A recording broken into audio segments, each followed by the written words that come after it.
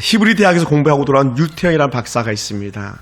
아주 한국의 역사를 바꾼 가난을 끊어버린 그런 시작점을 가졌던 사람이 바로 이 유태영이라는 그런 박사님이십니다. 이 유태영 박사는요, 박정희 대통령과 머리를 맞대면서 우리나라가 어떻게 다시 좋은 나라, 회복된 나라, 부자 나라가 될 수 있겠는가 같이 고민을 하다가 일으킨 게 뭐냐면 유대인에게서 따온 부지런함, 유대인에게서 따온 근면 성실을 갖다가 적용해가지고 새마을 운동을 일으킨 사람이 유태영이라는 박사예요. 물론 그 뒷배경은 고 박정희 대통령이지만 유태영 박사는요, 썩 좋은 환경에 자란 그런 사람이 아니었답니다. 특히 그의 부모는요, 더더기나 말할 것도 없고요. 여러분, 일제강점기에 제대로 공부한 사람이 누가 있겠습니까? 우리 엄마도 학교 다니다가 못 다니게 됐다 이런 얘기를 하시더라고요. 박사님도 초등학교나 들어갈 정도의 그런 가정 형편이었는데도 불구하고 하나님께서 그를 이끌어 가셨고, 그가 초등학교 5학년 때 예수를 믿고 그때 받았던, 교회에서 받았던 지식들이 그의 인생을 완전히 가로엎어 놓았다는 거예요. 그러면서 유태영 박사가 하는 말이 뭐냐면, 인생에서 가장 중요한 것은요, 세상 그 어떤 관계도 아니고요, 하나님과의 관계라는 거예요. 하나님과의 관계. 그래서 유태영 박사님은요, 유대인의 자녀교회란 무엇인가 할 때에 우리나라 사람들은 점수 잘 받고 반에서 공부 잘하고 반장 자리 정도 꿰찬 그것을 최고로 여기는데, 유대인들은 그러지 않았답니다. 그들은요, 언제든 성경 중심, 성경을 암송하면서 성경의 지식과 지혜를 가진 아이들 갖다가 최고로 쳐주었다는 거예요. 그러면서 박사님 말합니다. 믿음으로 기도하는 사람은 불가능한 게 없다. 기도하는 사람은요, 불가능한 게 없다. 누구든지 자신 있게 도전하면 반드시 그 길이 열린다라고 그렇게 말했습니다. 그러면서 이렇게 말합니다. 믿음으로 자녀들을 양육하라고요. 믿음으로. 더 나아가 하나님을 가정교사로 삼으라라고 얘기를 해요. 그리고 더 나아가서 하나님께 너희 자녀를 맡겨라. 맡겨라. 우리는 세상 지식 공부 잘하는 아들, 딸들을 최후처럼 얼마나 많이 여겼습니까? 그런데 우리 하나님의 기준은 전혀 달랐다는 거예요. 하나님은 누가 하나님을 바라보고 누가 하나님을 의지하는가에 관심이 있지, 누가 좀 더 돈이 많고 누가 공부를 좀 더 잘하고 거기에 전혀 관심이 없다는 거예요. 여러분, 세상적으로 잘 나가고 학식이 풍성하고 돈도 많으면 좋겠지만요, 사실은 하나님 없이 학식이 풍성하고 돈이 많은 사람들이 세상을 다 망치는 거예요. 우리나라도 마찬가지입니다. 이름만 대면 알만한 대그룹의 회장도 조폭들 동원해가지고 자기 아들 좀 때렸다고 완전히 박살내는 그런 아주 흉악한 그런 회장들도 있습니다. 전혀 그렇지 않아요. 하나님은요, 그런 사람들이 아니라 비록 조금 연약하고 조금 가난하고 좀 덜한 것 같아도 여전히 하나님을 바라보면서 살려고 몸부림치는 그 사람에게 관심이 있음을 여러분 믿으시기 바랍니다. 할렐루야. 여러분, 그래서 오늘 저는 누가 하나님의 입을 주목하고 있는가, 하나님이 어떤 말씀을 하시고자 하는가를 갖다가 귀담아 듣는 사람에게 하나님께서 복의 복을 더하시는 줄 믿습니다.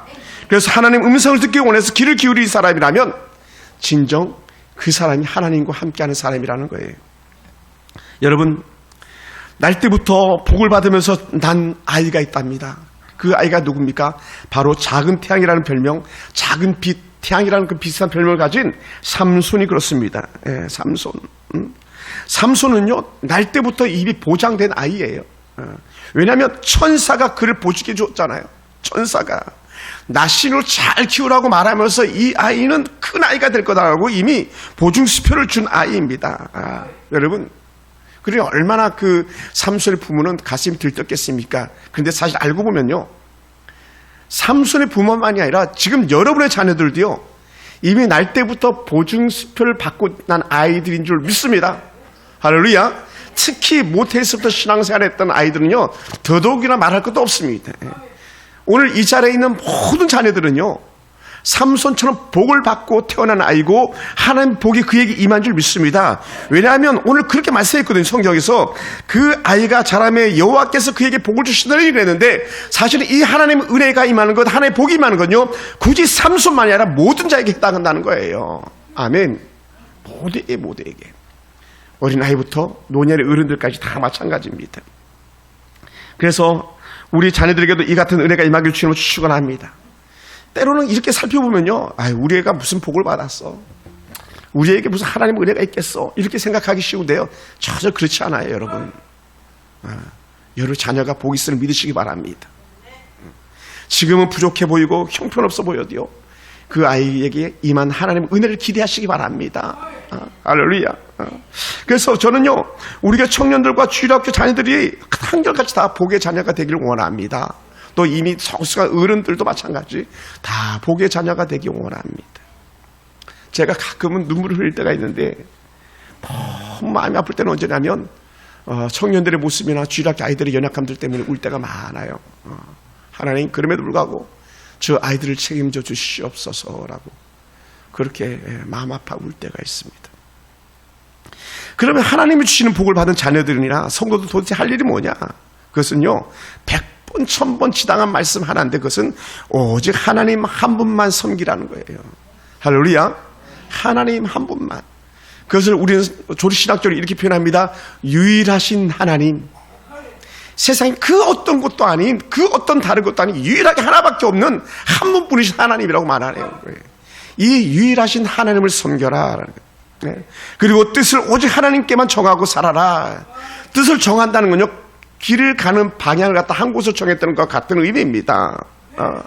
그러니 우리는 꾸준하게 때로는 힘에 겪고, 때로는 지루하고, 때로는 답답하고, 언제 이 길 끝나는 거야 라고 하는 그런 의문점도 들겠지만, 그럼에도 불구하고 우리는 결코 중간에 포기하지 않고 꾸준히 그 길을 가는 거예요. 아멘. 꾸준히 그 길, 계속 그 길을 가는 거예요. 여러분, 삼손은요, 이름이 태양인데 왜 이름 태양 삼손이라고 이름을 줬냐? 그 시대는 어둠이었거든요. 그것도 무려 몇 년? 40년 동안이나 어두웠다 그랬어요. 40년 동안이나 빛이 없는데 갑자기 빛이 덜컥 나타났는데, 그게 누구냐면 바로 삼손이라는 한 어린 아이입니다. 하나님은 삼손을 빛이다라고 보냈습니다. 하지만 우리가 아는 삼손은 빛과는 너무나도 먼 거리를 달려갔습니다. 태양이라는 이름처럼 그의 빛을 내야 될 삼손이었는데 허투루 그 이름을 드러내고 말았습니다. 삼손은 하나님께 복을 보장받은 삼손이었는데, 그런 틈만 나면 하나님께 주시는 복의 보장을 갖다가 밥그릇을 차버리는 거예요. 밥그릇을 차버립니다. 개들도 자기 밥그릇 빼앗으면 막 으르렁거리는데, 삼손은 여호와의 복을 차버리는 그런 어리석은 자가 되고 말았습니다. 왜 그랬는가? 이거 두 가지예요. 두 가지. 뭐냐? 하나는 전적인 하나님을 의지하는 듯 보였습니다. 근데 반대로 또 다른 한쪽에는요, 전적으로 자신의 힘을 의지하며 살았다는 거예요. 우리가 가끔 그런 거 보이지 않습니까? 교회 오면 하나님 하는데 세상만 딱 나가면 막 내 계산투기 두드리잖아요. 이럴까 저럴까 하면서 하나님은 안 적에도 없잖아요. 왜? 내가 가지고 있는 지식, 내가 가지고 있는 힘, 내가 가지고 있는 돈, 그거면 다 된다고 생각하고 그 힘 가지고 막 살아가는데, 누가 그랬냐? 바로 이 어리석은 삼손이 그랬다는 거예요. 삼손은 하나님이 함께하는 사람 친구로 많은 기적들을 나타내 보였었습니다. 또 하나님께서는 그렇게 가끔 말씀하십니다. 여호와 영이 그에게 임했다. 여호와 영이 그에게 임했다. 언제? 하나님께서 그를 들어 쓰시고자 할 때에 여호와 영이 그에게 임했었습니다. 그런데요, 언제나 그랬으면 얼마나 좋겠습니까? 자신의 힘을 의지할 때 어땠습니까? 자신의 힘을 의지하고 힘자랑할 때는 항상 뒤따라오는 게 뭐냐면요, 블레셋 사람들에게 수치와 조롱을 당하더라는 거예요. 여러분, 우리가 잘 아는 다윗이 뭐라고 말합니까? 할례 받지 않은 저놈에게, 이런 단어를 썼는데, 이 삼손은 할례 받지 않은 그 블레셋 사람들에게 수치와 조롱거리가 되었다는 거예요. 뭐에? 자기 힘을 의지할 때에 자기 힘을 의지할 때. 여러분 지갑에 뭐 돈이 있어봤자 얼마나 있겠습니까만 내 지갑 쳐다볼 때는 실망할 수밖에 없습니다. 근데 삼손은 자기 힘을 의지할 때마다 그는 많은 실패를 경험하죠. 천하의 못난이가 삼손입니다. 왜냐하면요, 첫 번째 부인을 친구에게 뺏기고 말잖아요. 뺏긴 것도 아니죠. 장인어른이 그냥 줘버렸으니까. 여러분, 세상에 미련하고 어리석은 사람이 뭡니까? 자기 부인 뺏기는 것 아니겠습니까? 근데 삼손은 부인을 뺏겼어요. 그래서 조롱을 당합니다. 또 자신의 능력을 과신하다가 오히려 정말 그의 성격만 드러납니다. 나 힘세 이렇게 하다가 그의 난폭한 성격만 드러나는 거예요. 성격 거칠지 않습니까? 조금도 정제되지 않는 그런 성품이 삼손 갖다 계속 쓰러으로 몰아넣고 말거든요. 더더군다나 여러분, 악한 사단은요, 우리에게 늘 우리를 속이는 것이 있는데 눈에 보이는 거예요. 눈에 보이는 거, 보기에 좋아 보이는 거, 봉함직도 하고 먹음직스럽지도 하고 탐스럽잖아요. 아담과 하와가 거기에 무너진 거 아닙니까? 그러니까 삼손도요, 자기가 살기에 정말 그 보기에 좋은 뜻대로만 했던 거예요. 그러니까 그 눈에 좋은 것, 눈에 좋아 보이는 여인 때문에 유혹에 넘어졌고요, 악한 게임에 빠져가지고 그대로 그냥 털썩 주저앉아 버리고 마는 거예요. 예전에도 그랬고요, 요즘 시대도 마찬가지인데, 가장 악한 사단이 잘 사용하는 것 중에 하나가 뭐냐? 음란이거든요. 악한 음란, 성적인 유혹들. 그러니까 여러분, 악한 신들, 거짓된 신들은요, 한결같이 그 미끼로 쓰는 게 뭐냐면 성적 유혹이거든요. 성적 유혹. 그래서 그리스도 신화에 나오는 모든 것들은요, 그 중심에 뭐가 자리 잡고 있냐면요, 성적 유혹이 자리 잡고 있는 거예요. JMS의 정명석이가 그렇게 수많은 젊은 여대생들을 갖다가 농락했던 건요, 성적 유혹에 빨려 들어가게 하는 그런 악한 마력이 있었던 거예요. 마귀가 주는 힘. 가까이 이재록이가 그렇게 했던 거 다 성적 유혹인 거예요. 유정자들이 무너지는 거 성적 유혹 아닙니까? 근데도 어떻게 해요? 악한 사들 그거 괜찮아, 그 정도는 괜찮아 막. 자기들 기준을 세워가지고 그 정도 유혹은 당할 수도 있는 거지 하면서 거기에 끄떡끄떡하게 만드는 거예요. 그러니까 최고의 당대표가 그렇게 유혹에 넘어져서 우리를 아무렇지도 않은 것처럼 여기는 거예요. 그게 사단의 실수예요, 여러분. 절대로 쏘가 넘어가서는 안 되는 거예요. 근데 삼손은요, 거기에 그냥 덥석 물어버리고 마는 거거든요. 뭐라고요? 여러분, 보는 것이 다 좋은 게 아니에요. 여러분, 보기 좋다고 다 좋은 게 아닙니다. 가끔은 좀 고개를 돌려야 됩니다. 가끔은 눈을 감아야 됩니다. 할렐루야. 악한 사단은요, 우리를 그렇게 유혹하거든요. 우리 주님께서 이렇게 말씀하신 적이 있습니다. 한 사람이 두 주인을 섬기지 못한다. 혹 이를 미워하고 저를 사랑하거나 혹 이를 중히 여겨 저를 경히 여깁니다. 거기에 한마디 툭 더 던지시는 건 뭡니까? 음란의 유혹 플러스 같은 파워를 가지고 찾아오는 게 뭐냐면 재물 유혹이거든요. 그래서 이렇게 말씀하셨습니다. 너희가 하나님과 재물을 겸하여 섬기지 못하느니라. 오늘 젊은 청년들의 신앙이나 오늘 한국교회 성도들의 신앙이 무너지는 결정적 이유들 중에 하나가 뭡니까? 그 많은 수많은 핑계거리가 뭡니까? 거기 항상 따라가는 게 뭡니까? 재물이죠. 재물. 오죽했으면 재물 신이라고 말하겠습니까? 그리고 어떻게 돼요? 하나님도 너무 좋은데 재물도 너무 좋아요. 그러니까는 여기에 갈팡질팡하는 거예요. 그리고 더 나가서 이 돈 떨어지면 죽는 줄 알고 그렇게 두려워 떠는 거예요. 그렇잖아요, 여러분. 절대로 그렇지 않습니다.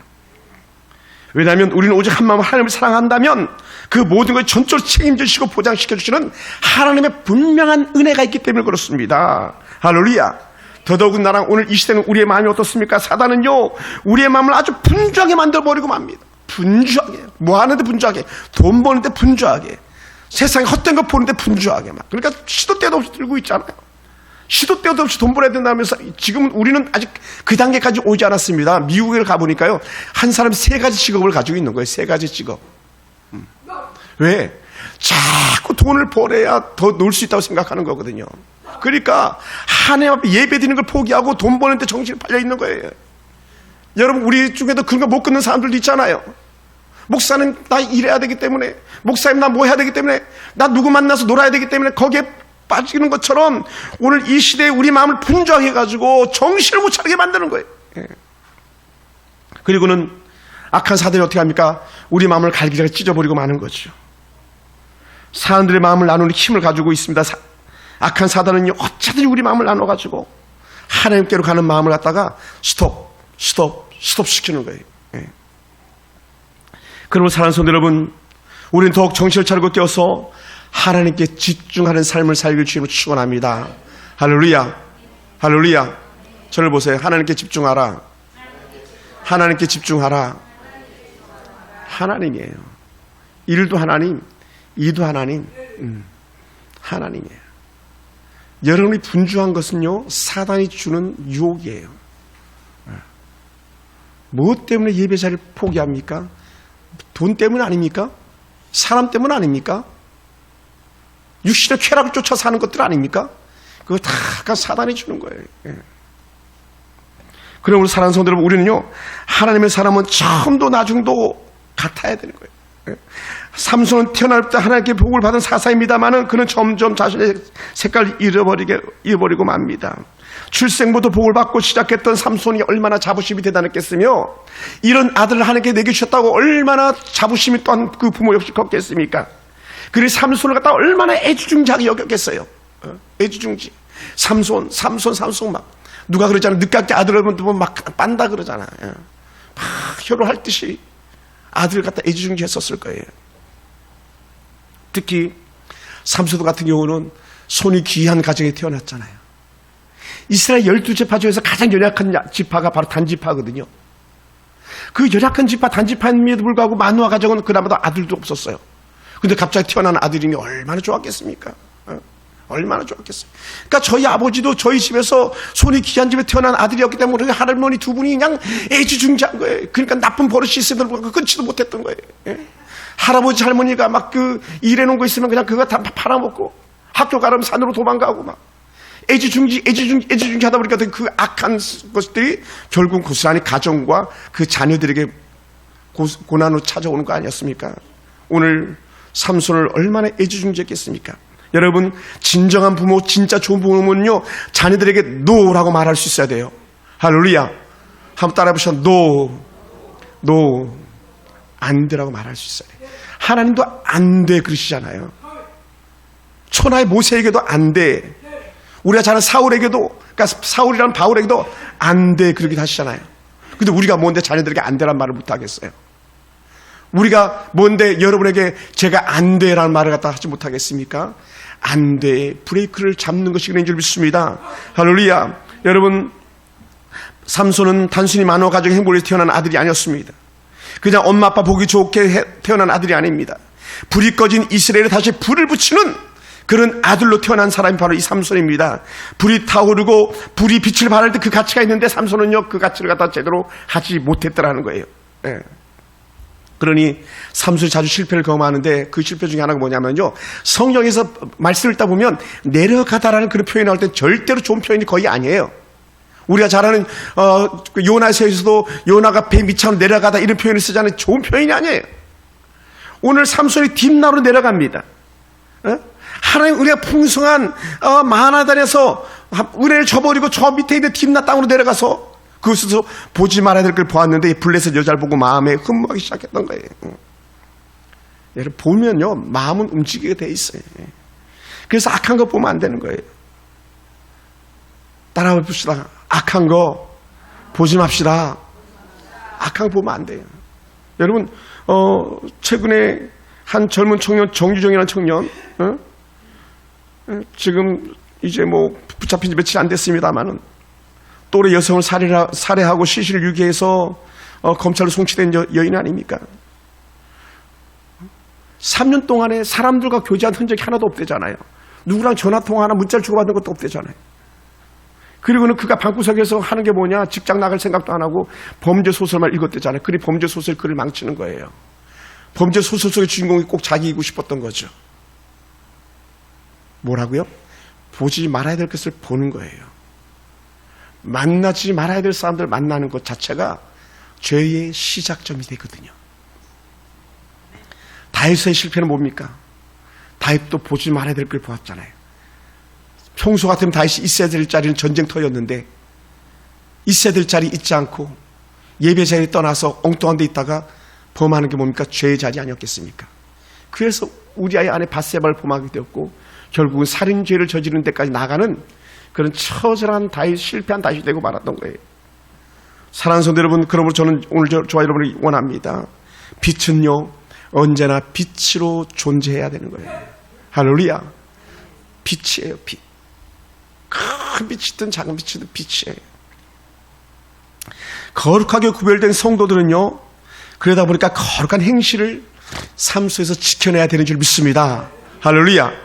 여러분, 아무리 아름답고 보기 좋은 여인이라도 삼손이 바라볼 여인은 아니었습니다. 아무리 이쁘고 절세 가인이라 할지라도 삼손이 취해서는 안 될 여인이었습니다. 그런데 어떻게 됐습니까?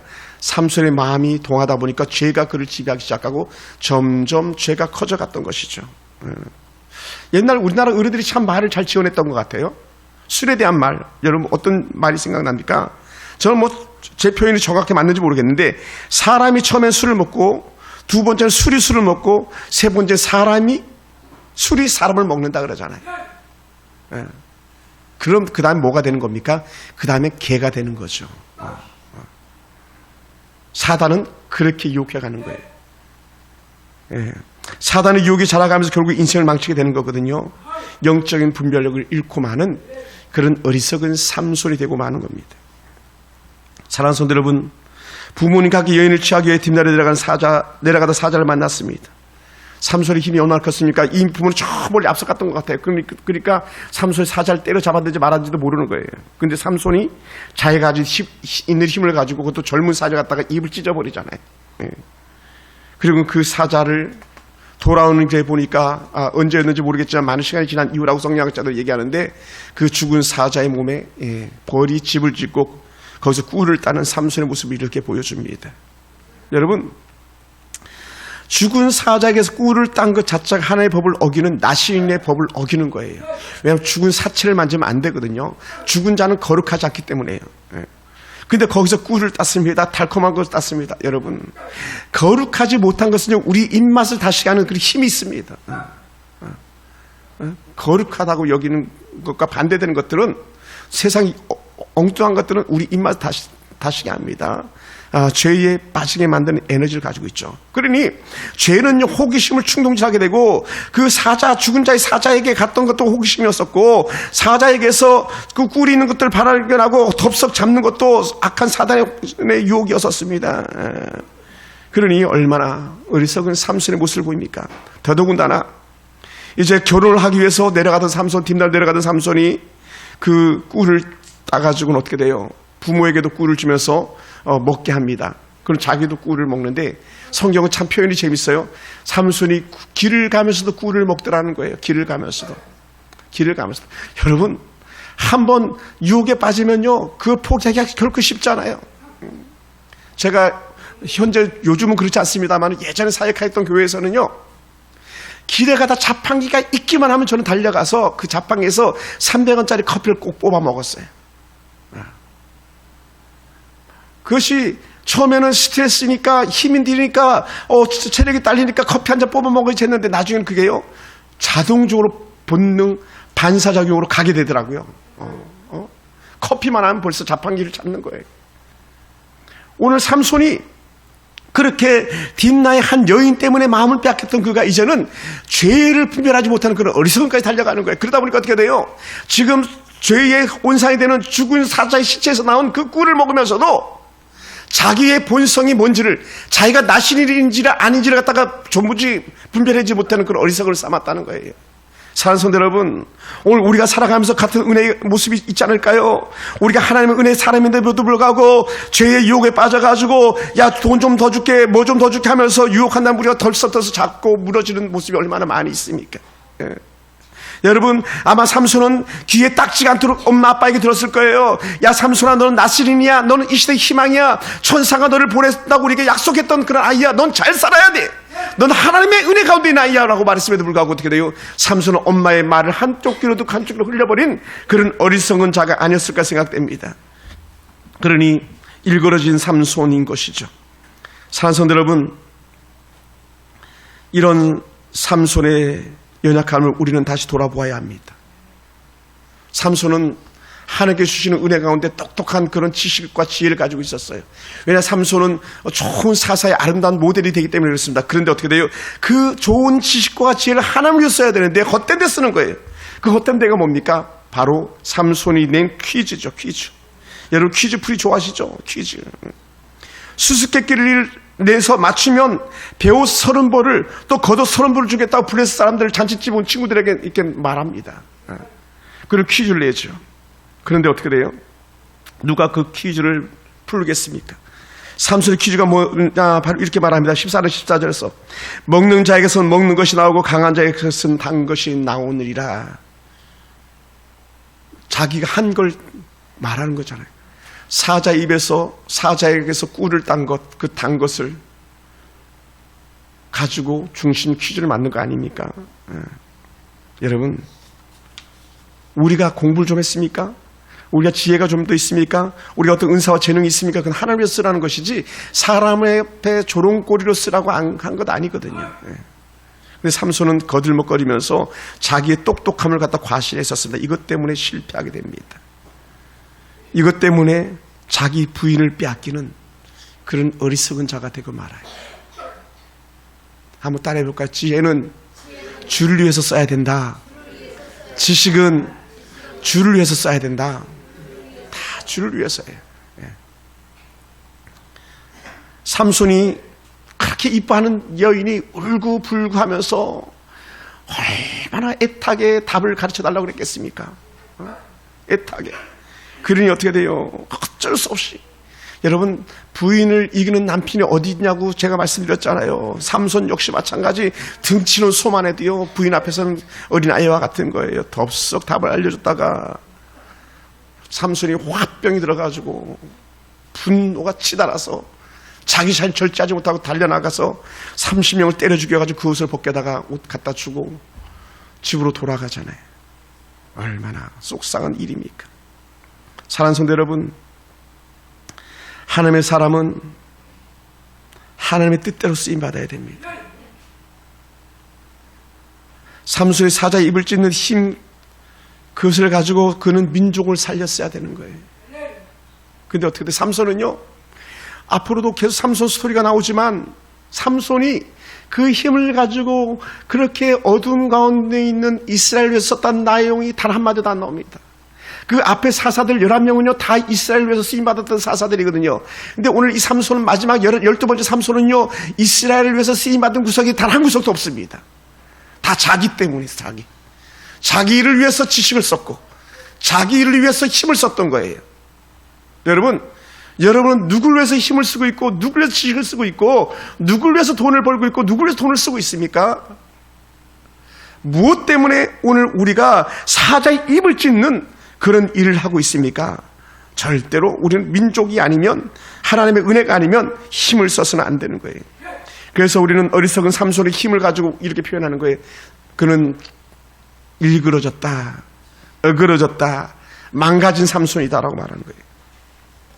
영웅이지만 민족에게 도무지 환영받지 못하는 영웅이었다는 거예요. 얼마나 안타깝습니까? 사랑하는 성도 여러분, 우리가 잘 아는 가수 소향이 아시나 모르겠는데, 소향, 중국 분들은 아시나 모르겠어요. 만약에 소향을 모르신다면 소향을 검색해가지고 소향 찬양을 좀 들어보시기 바랍니다. 소향은요, 최고의 고음을 내는 이 시대 최고의 가수예요. 최고의 가수. 소향을 따라가는 가수가 거의 이 시대에 없는 것 같아요, 우리나라에는. 그런데 이 소향은요, 자기를 드러내면서 자랑한 적이 단 한 번도 없어요. 소향의 곡을 봐도 그렇고, 소향의 그 집회 가서 소향을 직접 만나서 찬양을 들어도 그렇고요, 그는 절대적인 겸손입니다. 하나님만을 자랑합니다. 그랬던 그가요, 고통이 있잖아요. 고통. 소향도 고통이 있었어요. 암이 걸렸었거든요. 근데 하나님께서 그 암도 다 낫게 해주셨어요. 할렐루야. 여러분, 주를 위해서 살겠다는 사람에게 길을 여시는 하나님, 은혜물을 여시는 하나님 줄 믿습니다. 할렐루야. 그래서 소향이 하나님을 자랑하며 하나님을 노래하다 보니까 그를 높여주는데, 여러분, 미국에서 야구하는데도 소향이 거기 가서 그 애국가를 부르더라고요. 제가 설교 준비하다 일부러 소향 검색해가지고 한번 들어봤는데 정말 대단했어요. 근데 우리의 일그러진 영웅 삼손은 그렇게 하지 못했다는 거죠. 여러분은 어떻습니까? 우리는 세상과 구별된 사람들입니다. 그러므로 우리는 육신의 정욕대로 살아서는 안 될 사람들입니다. 왜냐하면 우리는 삼손처럼 하나님으로부터 왔고 또 하나님께로 갈 사람들이기 때문에 그렇습니다. 누구든지 다. 할렐루야. 여러분, 그럼 삼손은요, 자신의 위치와 자신이 어떻게 무엇을 해야 될지 몰랐는데, 오늘 여러분들은 오늘 낙세해 보세요. 집에 가서 나는 왜 이 땅에 왔고 나는 주를 위해서 무엇을 해야 될 것인가, 난 아내를 위해서 또 남편을 위해서 혹은 자녀를 위해서 무엇을 해야 될 것인가 같은 게 한번 체크해 보세요. 또 주를 위해서 할 수 있는 것, 우리 교회를 할 수 있는 것 뭐가 있겠는가 한번 체크해 보시기 바랍니다. 그럼 여러분 삶의 자세가 달라질 거예요. 분명히 저는 확실할 수 있어요. 한번 자녀들과 나눠보기 원하고요, 부모님들과 한번 나눠보시기 바랍니다.